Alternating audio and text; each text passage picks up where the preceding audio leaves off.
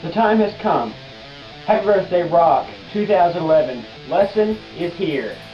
It's time to grab your axe and rock.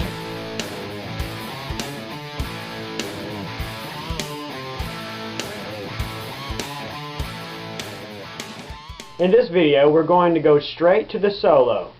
If you wish to learn the rhythmic section first, then by all means, please click the video to go straight to there. This is going to be in a separate video, so even if you wish to learn it later, it'll still be accessible at the end of this lesson.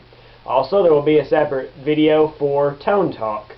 I want to dedicate this video to the solo. So starting out on the 4th fret, 3rd string, and please follow your tablature that you can download. Check in the description for that. This will help you out, and where it won't take as long, where I'm having to call out all the notes.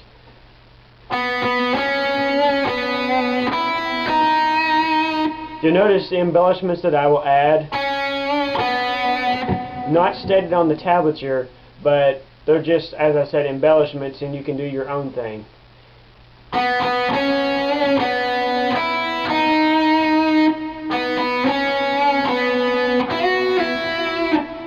Or you can just, I like to spice it up a little bit here and there. Perhaps I over-spice it, but that's okay.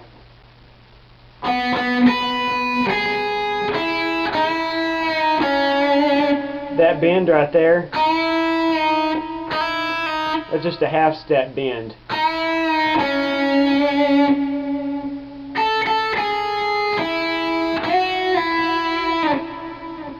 So there's that first section there. Now we can move on to when we move higher. In this higher section, we're starting on the 16th fret. We are still on the 3rd string, by the way, for these beginning notes.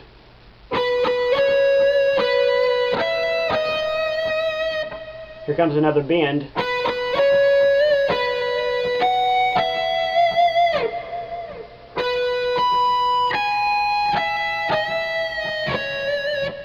And now here comes something that you may not recognize, or you may recognize.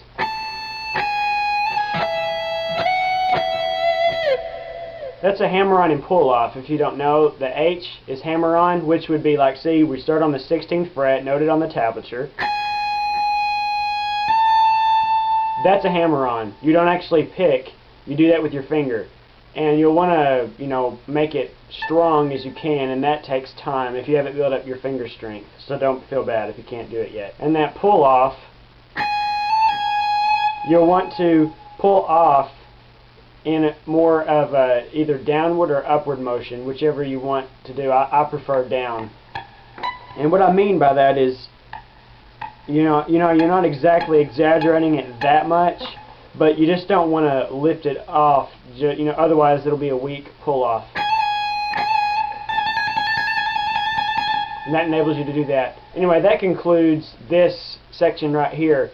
And now we're going to go to a little bit different. It's a neat way to spice up the solo a bit. This next section right here is a little tough for tabbing out, because it's requires a lot of notes, and sometimes I do it a little bit differently, but I'll just kind of show you how I mostly do it, and try to follow along the tablature as best you can. Now, what I'm about to show you is called a unison bend, and if you're already familiar with all this, and how to unison bend on floating tremolos, you can just fast forward a few seconds or so.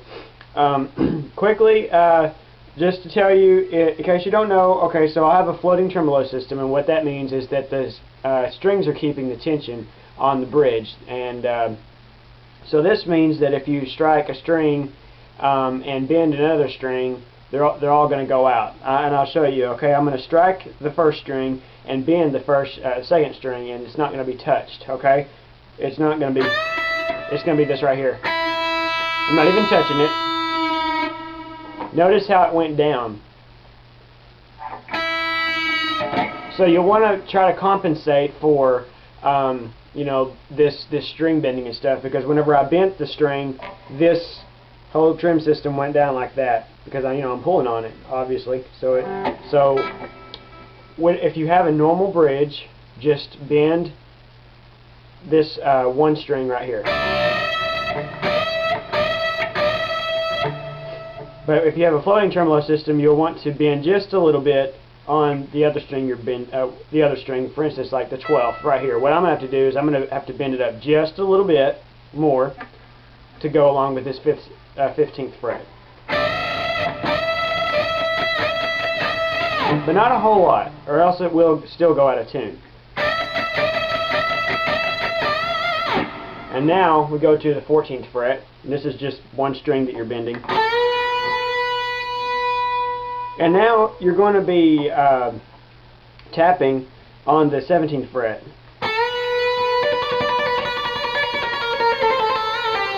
And you're just, gradually letting it go.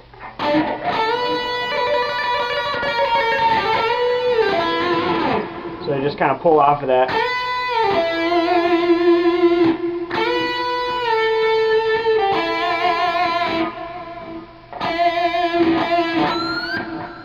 So, that's one of the kind of different ways you can improvise on that section. And after that, you'll go to the harmonics.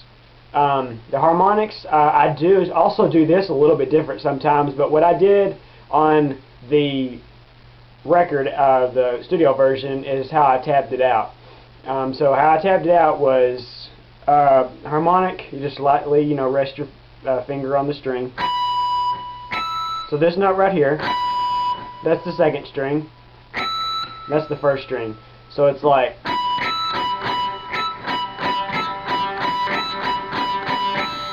so it's like 1 1 1 2 1 1 2 1 1 2 1 1 2 3 1.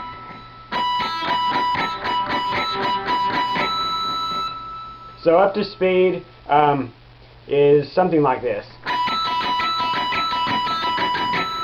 So after this now, we're back where we started. We're over in this section right here. But we're not going to be playing the normal Happy Birthday sound. This is a little bit twisted way to sing it, or to play it. Okay, so here we are. This is what it sounds like now. That's the first part, okay? So, different. It's cool. You'll notice on the tablature that it says 5G7. The G stands for grace note, and how you play a grace note is like from the 5th, you're just sliding really quickly. You play the 5th fret and slide quickly to the 7th. So it almost is it's just more like one note.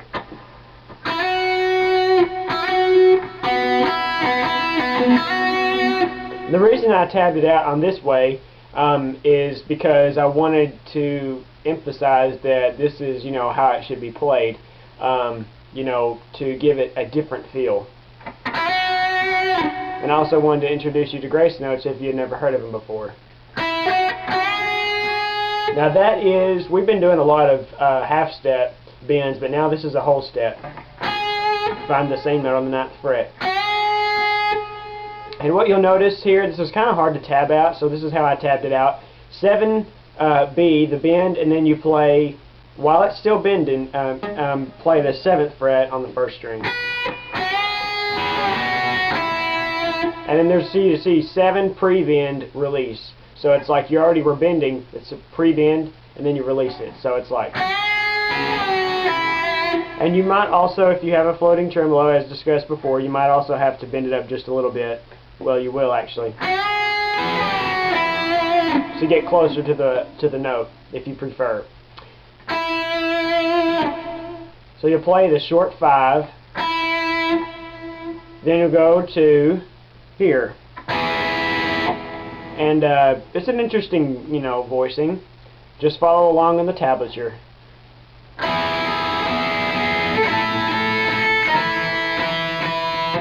That's how that little part goes. You just play this right here, 1, 2, 3, 4.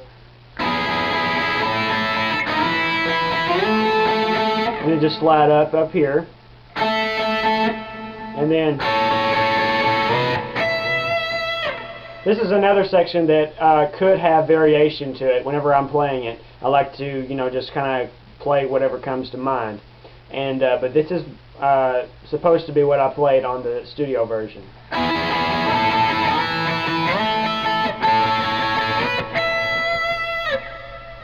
Okay, so now we go back up to where we were.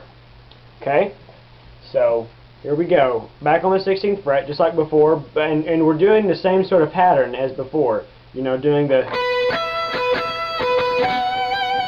Okay, so now this right here could be pretty hard if you don't have a floating tremolo system, because it seems to easily bend, you know, well, because of the springs in there and everything. So you might have to on your, it'd be your 22nd fret if you have a 22nd fret, and, you know, release it. But what I did in the album record was like actually bent up all that way, and these are 9 hybrids ones, so it's like it's the hybrid Slinky Ernie Ball, so it's 9s right here, but it's like 10s on the last 3, so it's a lot easier. If you have 10s, it's probably pretty hard to do this.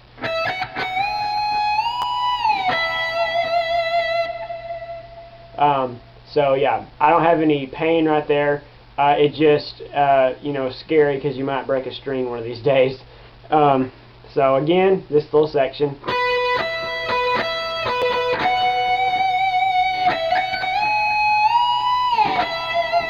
And I didn't get quite on the pitch at first there, but anyway, you get the idea. Now this right here is you bend and release.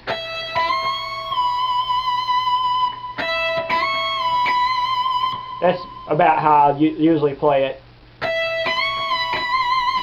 And then, so same voicing, it's just on a different fret.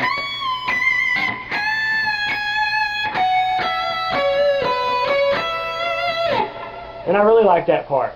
But that's how you play that solo. And this is where you have the break. You have a break, you're just kind of sitting there unless you want to jam along. But I just didn't play it all in here. And then you go to a different little, you know, effect here. And, you know, as I said, you can go to the Tone Talk video for more on that, how I get that tone. But I'll go ahead and show you how to play it.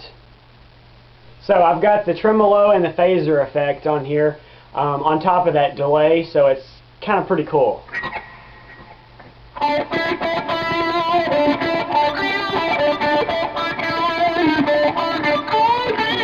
So you're playing that twice. It almost sounds like a wah-wah pedal going crazy.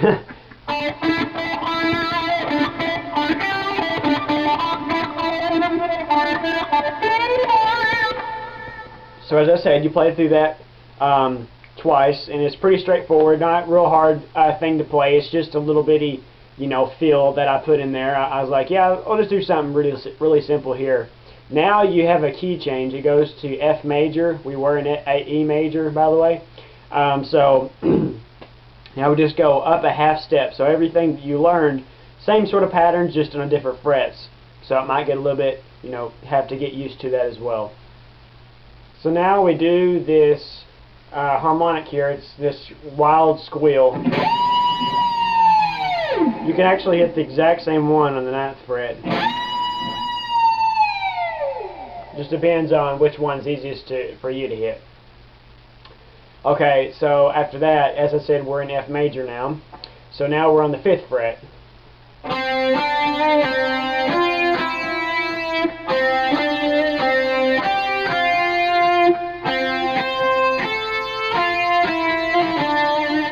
There's that hammer-on pull-off again. And then here comes something a little bit different. So you hammer on and pull off just like before. It's like, and then you'll do the grace note. This is 6 to 8. See? And then kind of slide back down. Now you can go back up here.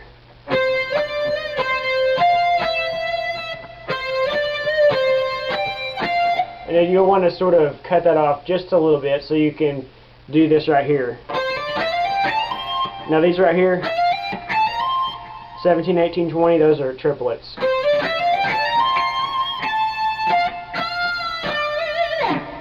Like that. It's just like really fast and everything, so you'll want to, practice it until you're, very comfortable with it. So after you go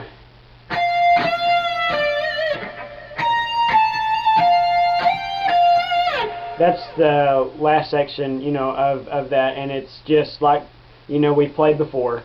It's just a different fretting.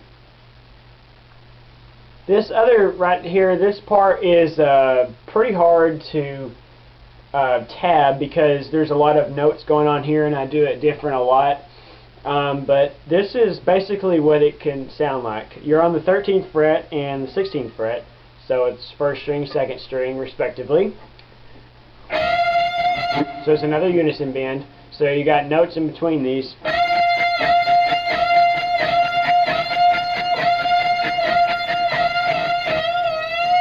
That's basically what it sounds like. I tried to tab out what's on the studio version, and I'm not guaranteed that what I'm playing right now is exactly what the tabs are saying.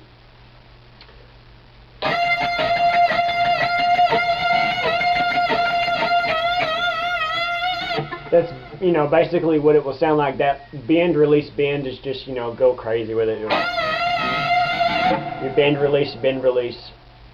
And then this is, you're just, going from the first and second strings to the third and second and third strings, and you move this, instead of this finger, you're on these strings now, and just the way the guitar is tuned, you'll want to move your fingers right here. So now you're on 13 and 15. So basically it'll sound like this.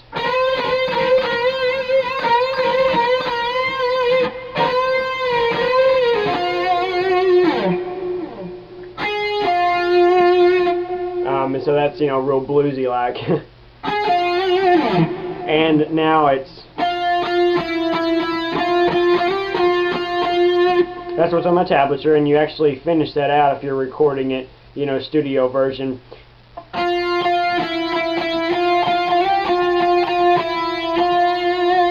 While there's a wild scream, or something, but when you're playing it live, you have to go back to the other fret over here. I'll demonstrate for you.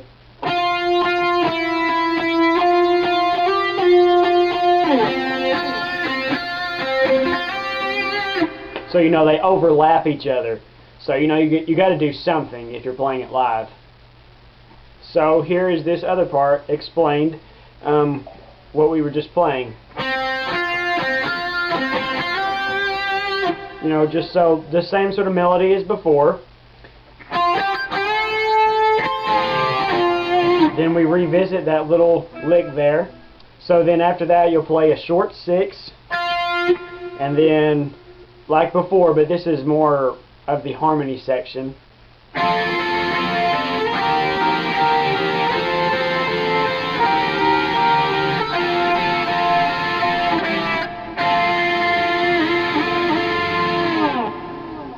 So more up to speed is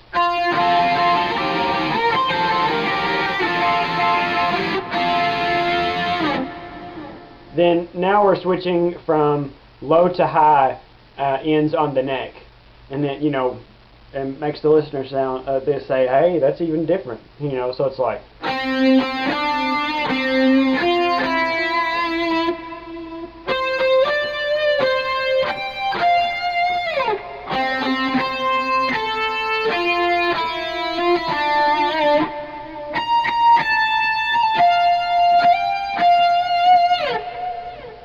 So exactly what we've been playing, you just play different parts on different parts of the neck. And so after this is when the drums and the whole band basically would go wild like they would at, on concerts and stuff. And it's just the F note over and over. It's like.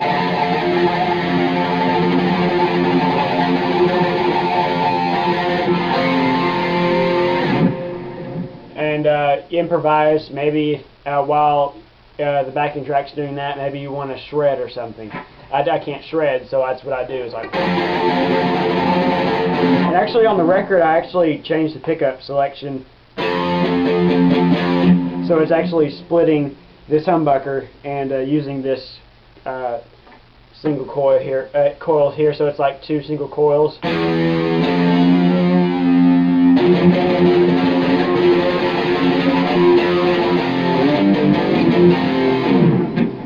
So that is really the solo.